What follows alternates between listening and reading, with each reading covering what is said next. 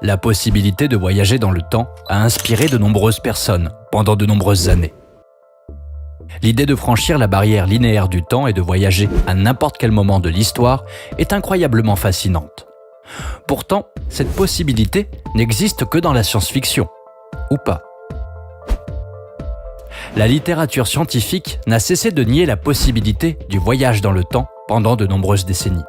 Cependant, il existe des personnes dans le monde entier qui affirment de tout cœur avoir réussi à voyager dans le temps à différents moments de l'histoire. De telles histoires divisent souvent le public. Certaines personnes croient que ces allégations sont vraies et que le voyage dans le temps est tout à fait possible. Cependant, de nombreux autres lecteurs affirment que ces histoires sont le fruit de fantasmes élaborés par des personnes qui recherchent simplement l'attention ou la célébrité. Dans la vidéo d'aujourd'hui, nous aimerions révéler quelques cas de personnes qui ont prétendu venir d'une époque complètement différente. Avant de commencer, n'oubliez pas d'appuyer sur le bouton j'aime et de vous abonner pour découvrir d'autres vidéos. Allons-y. Sergueï Ponomarenko. En 2006, un jeune homme nommé Sergueï Ponomarenko a été vu en train de parcourir les rues animées de Kiev, la capitale de l'Ukraine. Cet homme n'avait que 25 ans, mais il semblait considérablement différent de tous les autres habitants de la ville qui voyageaient autour de lui. Il est intéressant de noter que ses vêtements ne correspondent pas du tout à l'époque actuelle. Au contraire, on aurait dit qu'il portait des vêtements fabriqués il y a de nombreuses années.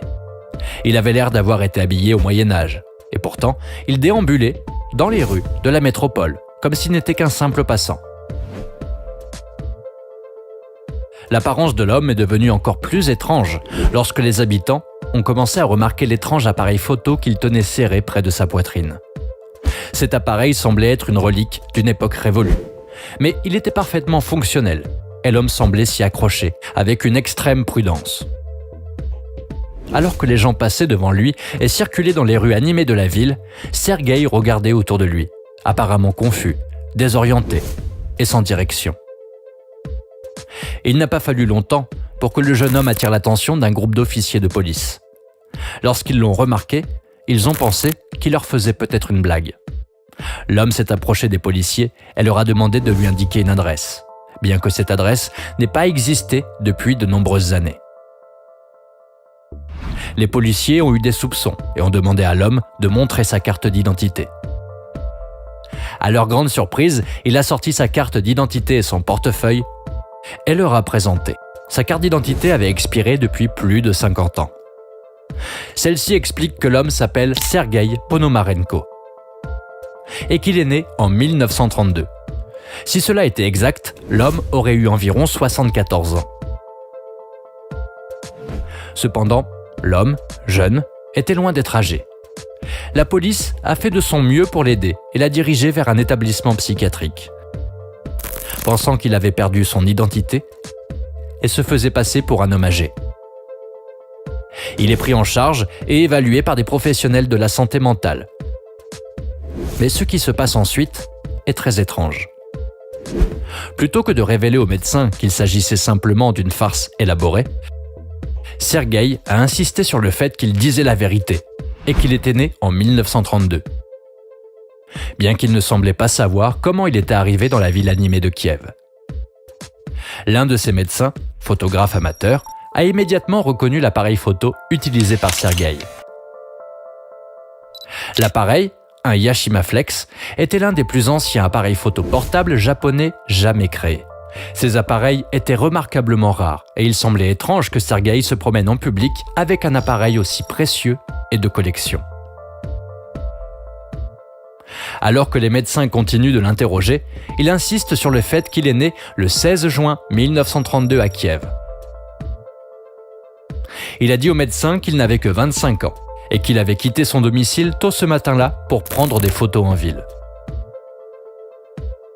Or, en sortant de chez lui, il a remarqué un étrange objet volant dans le ciel. Il a étudié l'objet pendant un moment et a réalisé qu'il avait la forme d'une cloche. Il est resté en l'air un moment. Mais Sergueï a été rapidement désorienté et s'est retrouvé dans un endroit qu'il ne connaissait pas. Il s'est souvenu que les caractéristiques de base de la zone ressemblaient à sa ville natale, bien qu'elle soit très différente de ce qu'elle était auparavant. Il a expliqué que de nombreux magasins et véhicules ne lui étaient pas familiers, ce qui l'a conduit à errer dans les rues de la ville dans une stupeur confuse. Les médecins ne sont pas impressionnés par ces affirmations et pensent qu'il souffre simplement de délire. Pour le prouver, ils ont pris son appareil photo et ont développé la pellicule. Après le traitement des photos, les experts ont confirmé que les images avaient été prises en 1958. Pour aller plus loin, Sergueï est apparu sur plusieurs des photos, avec les mêmes vêtements que ceux qu'il portait lorsque les policiers l'ont emmené à l'hôpital. De nombreuses photos montrent les rues de Kiev telles qu'elles étaient il y a 50 ans. Mais le mystère ne s'arrête pas là. Alors que les médecins continuaient à scanner les photos, ils ont remarqué quelque chose à l'arrière-plan d'une des images qui semblait flotter dans le ciel. À leur grande surprise, ce n'était autre que l'objet en forme de cloche dont Sergueï leur avait parlé. Ce soir-là, Sergueï a été emmené dans une salle de détention et enfermé à l'intérieur pendant que les médecins travaillaient à l'élaboration d'un plan de traitement. La pièce était scellée et les fenêtres avaient des barreaux à l'extérieur pour que les patients ne puissent pas s'échapper ou sauter par les fenêtres. S'échapper d'une telle pièce serait théoriquement impossible. Cependant, le lendemain matin, Sergueï avait disparu. Il n'a pas laissé la moindre preuve derrière lui, à part les photos que les médecins avaient fait développer pour lui. On ne l'a plus jamais revu. Pour aller plus loin, en 1960, un homme nommé Sergueï Ponomarenko a été porté disparu par sa famille et ses amis. Il n'a jamais été retrouvé. Alfred Bilek. En 1984, le film The Philadelphia Experiment est sorti dans les salles de cinéma. Ce film d'action entraîne le public dans la tourmente de la Seconde Guerre mondiale.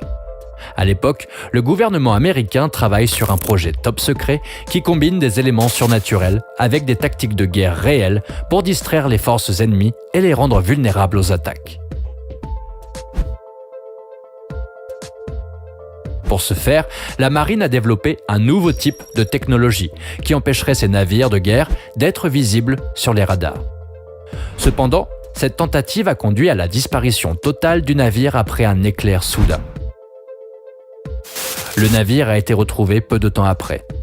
Les passagers étaient gravement traumatisés, affirmant avoir vécu une expérience surnaturelle. Certains membres de l'équipage ont été gravement blessés après l'incident, tandis que d'autres membres de l'équipage ont été déclarés cliniquement dérangés.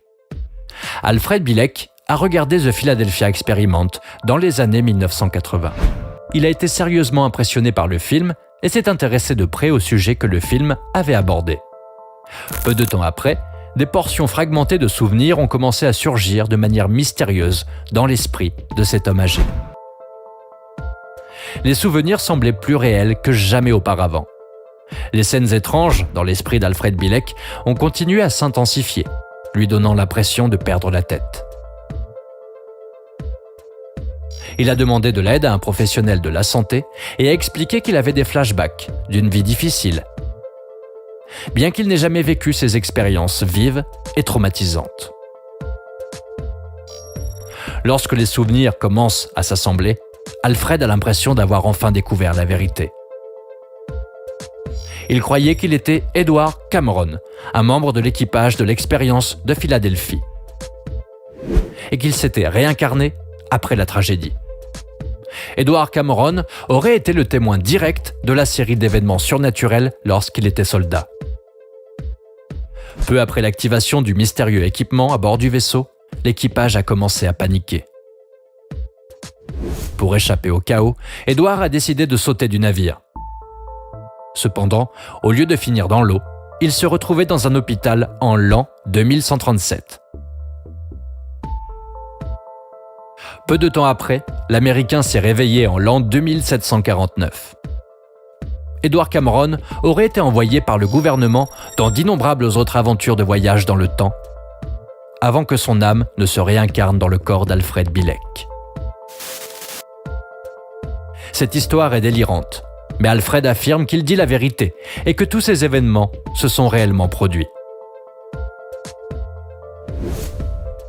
Paul Dienach. Un Suisse nommé Paul Dienach est tombé dans un coma grave en 1921. Il est resté dans le coma pendant environ 1 an, mais lorsqu'il s'est réveillé, il avait une vaste connaissance de l'étude de la physique. Il n'avait jamais suivi de cours de physique et n'avait pas non plus travaillé dans ce domaine un seul jour de sa vie. Comment se fait-il qu'un homme, apparemment normal, puisse tomber dans le coma pendant 1 an, puis se réveiller en génie dans ce nouveau domaine? Paul affirme que lorsqu'il est tombé dans le coma, son âme a été transportée dans le corps d'un homme nommé Andrew Northam. Andrew était un professeur de physique qui vivait en l'an 3906.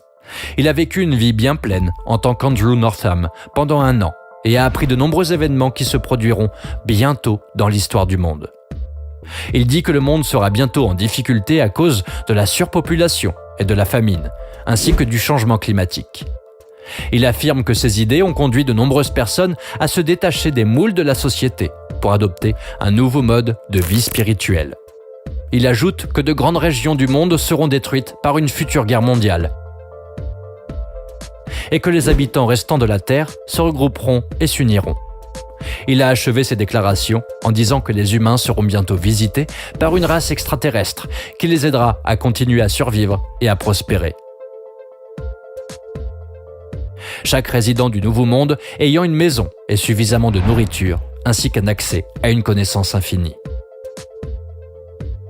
Lorsque Paul s'est réveillé de son coma et a raconté son histoire, la plupart des personnes qui l'entouraient ont eu l'impression qu'il mentait, ou que toutes ces affirmations n'étaient qu'un rêve.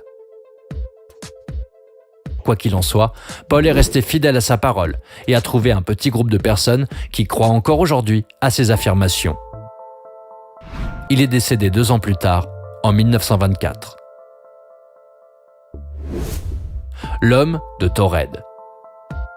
Le mystère de l'homme de Taured existe depuis les années 1950. Cet homme est apparu dans un aéroport japonais et a été décrit comme un homme d'apparence européenne qui parlait plusieurs langues. Il prétendait être originaire d'un pays appelé Taured, ce que confirmaient ses documents d'identité. Les habitants ne comprennent pas de quoi l'homme parle, mais ils commencent à s'impatienter et expliquent que Taured existe depuis plus de 1000 ans. Il a indiqué son pays sur une carte, mais a été choqué d'apprendre qu'il s'agissait d'Andorre. La police japonaise pense que l'homme tente de commettre une usurpation d'identité. Elle l'arrête et l'enferme dans une cellule. Ils sont revenus le lendemain matin pour poursuivre leur entretien avec lui, mais il avait disparu aussi vite qu'il était arrivé. On ne l'a plus jamais revu. Laquelle de ces histoires vous a paru la plus intéressante? Croyez-vous que le voyage dans le temps est possible? Faites-nous savoir à quelle époque vous aimeriez voyager si vous aviez une machine à voyager dans le temps. Et c'est tout pour aujourd'hui. Merci beaucoup d'avoir regardé. N'oubliez pas d'appuyer sur le bouton j'aime et d'activer la cloche de notification pour recevoir d'autres vidéos.